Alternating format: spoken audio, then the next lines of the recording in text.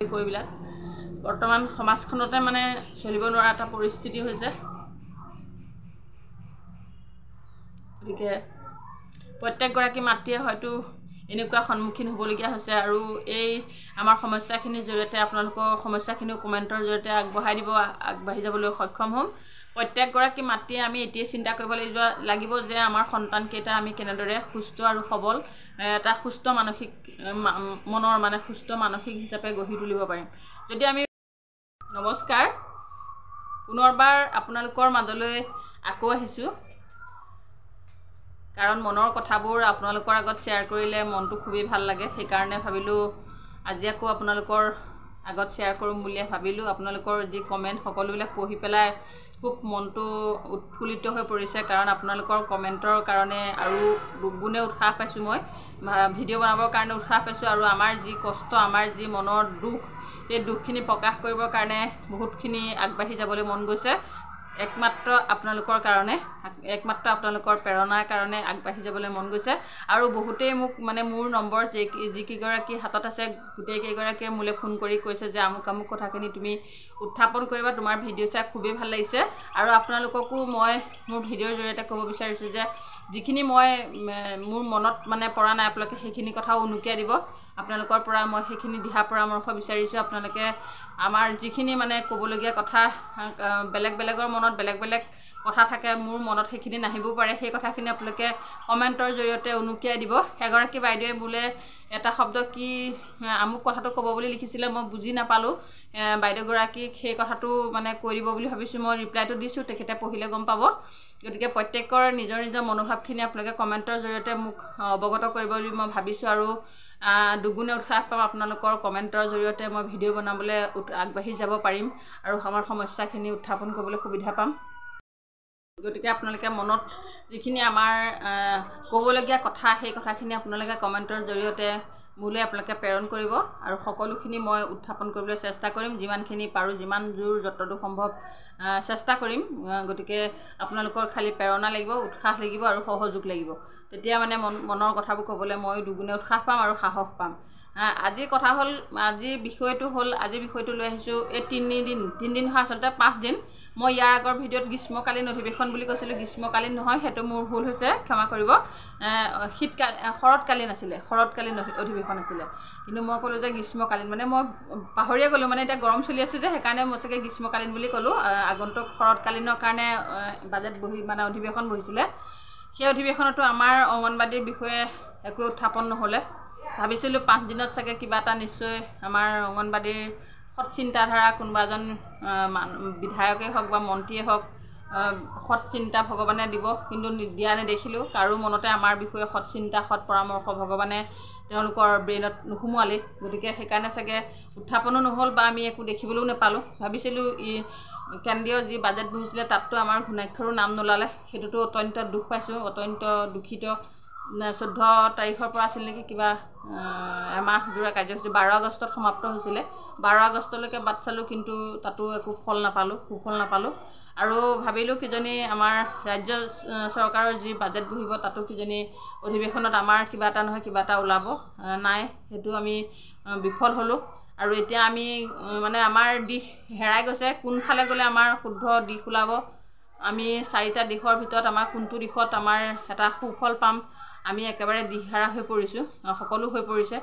আমাৰ যি দৈনন্দিন আমাৰ যি খৰচ, সেই খৰচৰ লগত আমাৰ যি আমাৰ পাৰিতোষিক, সেই পাৰিতোষিকৰ নিম্নতম আমি মিলাব নোৱাৰোঁ।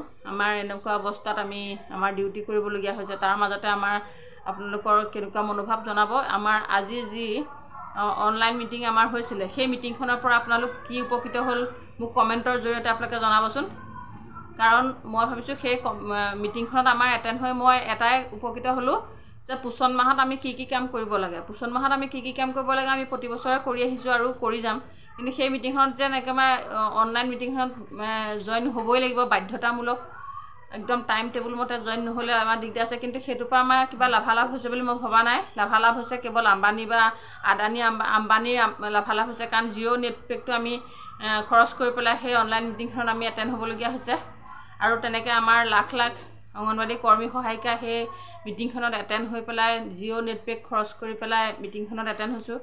কিন্তু পোষণৰ বিষয়ে আমাক কৈছে 1 তাৰিখৰ পৰা যি পোষণ মাহত আমি প্ৰতি বছৰে ছেপ্টেম্বৰ মাহত পোষণ মাহৰ আমি ৰেচিপি কম্পিটিশ্যনেই হওক বা আমাৰ ৱৰ্কাৰসকলৰ মাজত কম্পিটিশ্যন কৰোঁ ৰেচিপি কম্পিটিশ্যন পোষণৰ বিষয়ে যিকোনো কাম কৰোঁ আৰু তেনেকৈ ঠিক এইবাৰো কৰিব লাগিব 1 ছেপ্টেম্বৰৰ পৰা 30 ছেপ্টেম্বৰৰ ভিতৰত কিন্তু সেই বিষয়ে আজি অনলাইন মিটিংখনত আমি এটেণ্ড হৈছিলোঁ সেই কথাখিনিকে যদি আমাৰ ওপৰৰ পৰা বিষয়খিনি মানে লিষ্টখন দি দিয়ে আমি তেতিয়া উপকৃত হ'ম বা বুজি পাম কিন্তু এতিয়া অনলাইন মিটিংখনত এটেণ্ড হৈছোঁ হিন্দীত কথাখিনি কৈছে বুজি পোৱাই পাইছে নোপোৱাই নাই একো তত নাই কিন্তু এটেণ্ড হ'বই লাগিব বাধ্যতামূলক নেট পেক খৰচ কৰি কাৰোবাৰ চৰকাৰে দিয়া মোবাইলটো ব্যৱহাৰ কৰিব পৰা নাই চিম বেয়া হ'ল বা নিজৰ পইচা খৰচ কৰি পেলাই আজি নেট পেক ভৰাই হ'লেও এটেণ্ড হ'বলগীয়া হৈছে আৰু এই গছপুলি ইমাৰ্জেঞ্চি গছপুলি ৰুবলগীয়া হয় আমুক তামুক আমি যে চৰকাৰ কামখিনি আখৰে ছেকেণ্ডে মিনিটে ঘণ্টাই আমি আমাৰ কামখিনি কৰি গৈছোঁ চৰকাৰে দিয়া মতে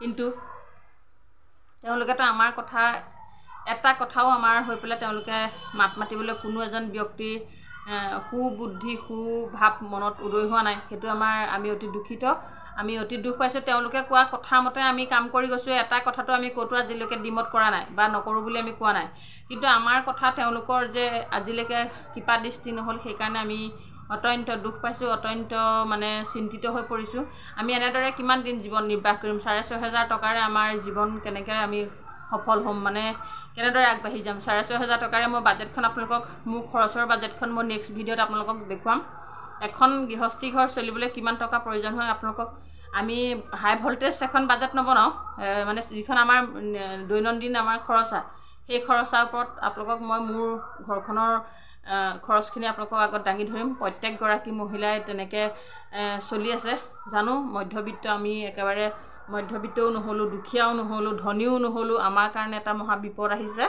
এতিয়া সেই বিপদখিনি আমি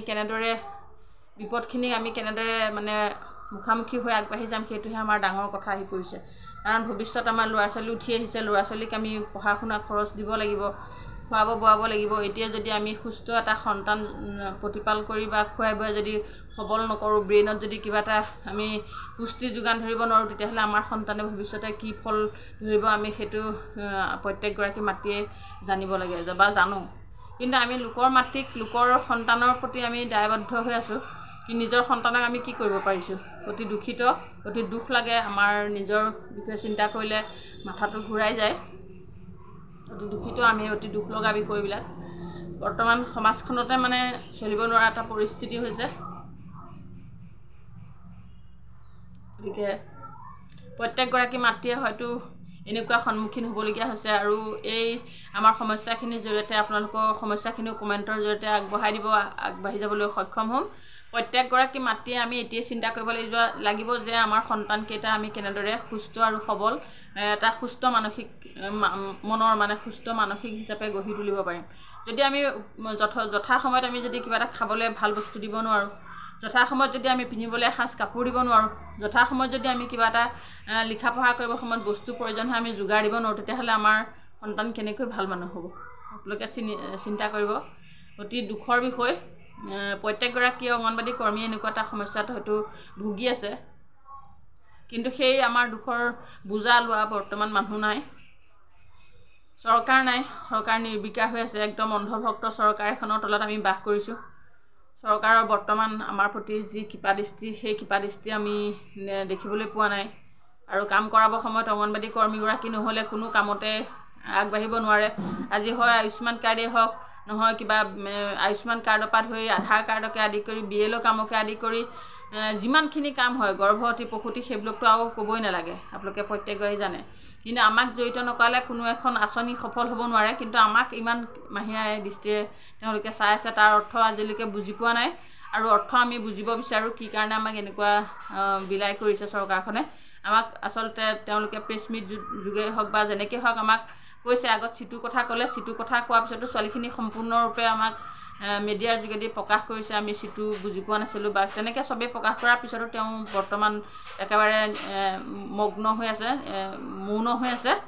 মৌন হৈ পেলাই তেওঁ মাত দিয়া নাই আৰু ছোৱালীখিনিয়ে লগ ধৰিবলৈ বাৰে বাৰে আপ্ৰাণ চেষ্টা কৰি আছে তেওঁ কিন্তু সময় দিয়া নাই অতি দুখৰ বিষয় সেইটো আমি দুখ পাইছোঁ তেওঁ উচিত সিদ্ধান্ত এটা দিবলৈ আমাৰ ছোৱালীখিনিক মাতিব লাগে মাতি পেলাই আমাক কি ক'ত ভুল হৈছে সেই ভুলখিনি আঙুলিয়াই দিলে আমি তেতিয়া আগবাঢ়ি যাব পাৰিম আৰু আমাৰ সকলো ছোৱালী একমত হ'ব।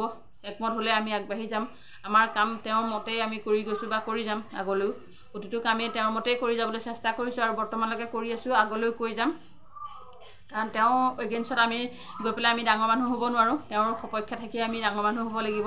তেওঁৰ কথা বতৰাখিনি আমি মানি পেলাই আমি ডাঙৰ মানুহ মানে আমাৰ কামখিনি আমি কৰিব লাগিব। আমাৰ ল'ৰা ছোৱালী আছে, আমাৰ ভৱিষ্যত আছে, আমাৰ সংসাৰ আছে, প্ৰত্যেকৰে সংসাৰ আছে। আমি তেওঁক কেতিয়াও আমি মানে অভাৰটেক কৰি আগবাঢ়ি যাব নিবিচাৰোঁ। গতিকে তেওঁ এটা সুস্থ চিন্তা কৰিব বুলি আমি আশা কৰিছোঁ। সুস্থ আমাৰ কৰ্মীসকলৰ হৈ তেওঁ যাতে ভগৱানে তেওঁক কৃপা দৃষ্টি কৰক। তেওঁক মানে অজন্তা নেওগেই হওক বা আমাৰ মাননীয় মুখ্যমন্ত্ৰীয়ে হওক। গতিকে তেওঁলোকৰ যি কথা বতৰা এইবিলাক দেখিলে মানে সঁচাকৈ কেতিয়াবা বহুত বেলেগ মানে খং উঠি আহে। কিন্তু খং উঠিলেও উপায় নাই, ডাঙৰ মানুহৰ কথা কি ক'বা। আমি এতিয়া সৰু সৰু মানুহে যদি কিবা এটা কওঁ তেতিয়া ওপৰতে চব আহি জঁপিয়াই পৰিব, কিন্তু ডাঙৰ মানুহক এতিয়ানো কোনে কিডাল কয়, কোৱা মানুহেই নাই বৰ্তমান সময়ত। 61টি ৰজা 61টি ৰাণী, ৰজা ৰাণীকনো কোনে জোকাই লয়। গতিকে তেনেকেই দিন বাগৰি গৈ আছে। আগন্তুক সময়ত তেওঁ সুস্থ এটা চিন্তা ভগৱানে কৃপা দৃষ্টি কৰক বুলি আশা কৰিছোঁ। আৰু ভিডিঅ'খিনি চাব আপোনালোকে, চাই পেলাই আপোনালোকে শ্বেয়াৰ কৰিব। শ্বেয়াৰ কৰিলে আমাৰ যাতে কৰ্মীসকলে সকলোৱে পায়, সকলোৱে মনৰ দুখবিলাক প্ৰকাশ কৰিবলৈ এটা সুবিধা পায়। আপোনালোকে শ্বেয়াৰ কৰি দিব। আৰু যিসকলে মোৰ ভিডিঅ'টো ছাবস্ক্ৰাইব কৰা নাই ছাবস্ক্ৰাইব কৰি ল'ব, কাৰণ মই দিনে দিনে ভিডিঅ' বনাই যাম আৰু আমাৰ মনৰ দুখবিলাক আপোনালোকৰ আগত শ্বেয়াৰ কৰিম। আপোনালোকৰ দুখবিলাকো মই জানিব বিচাৰোঁ। আপোনালোকে মোক কৈছোঁ উত্থাপন কৰিব, সকলো কথা আমি চিন্তা কৰিম। ইয়াৰ পিছত মই আমাৰ এখন ঘৰ চলাৰ তাৰ কেনেকৈ চলিব লাগে, সেই চলাৰ মানে নিয়ম আমি কেনেকৈ চলি আছোঁ, কিমান কষ্টত চলি আছোঁ তাৰ বিষয়ে জনাম। তাৰপিছত আমি দাল খিচিৰি আৰু চুজি হালোৱাক লৈ এটা ভিডিঅ' বনাম মই। সেইটো কাৰণে এটা মানে সাংঘাতিক এটা পৰিস্থিতিৰ সন্মুখীন হ'বলগীয়া হৈছে আমাৰ কৰ্মীসকল। গতিকে তাক লৈ এটা বনাওঁ। আপোনালোকে খালি ছাবস্ক্ৰাইব কৰি ল'ব চেনেলটো আৰু আগবঢ়াই দিব। ধন্যবাদ। আজিলৈ এইটো ইমানতে সামৰণি মাৰিছোঁ। নেক্সট এটা ভিডিঅ'লৈ আপোনালোকৰ মাজলৈ আহিবলৈ চেষ্টা কৰিম। তেতিয়াহ'লে আপোনালোকে ছাবস্ক্ৰাইব কৰি ল'ব মোৰ চেনেলটো। আজিলৈ ইমানতে সামৰণি মাৰিছোঁ। ধন্যবাদ।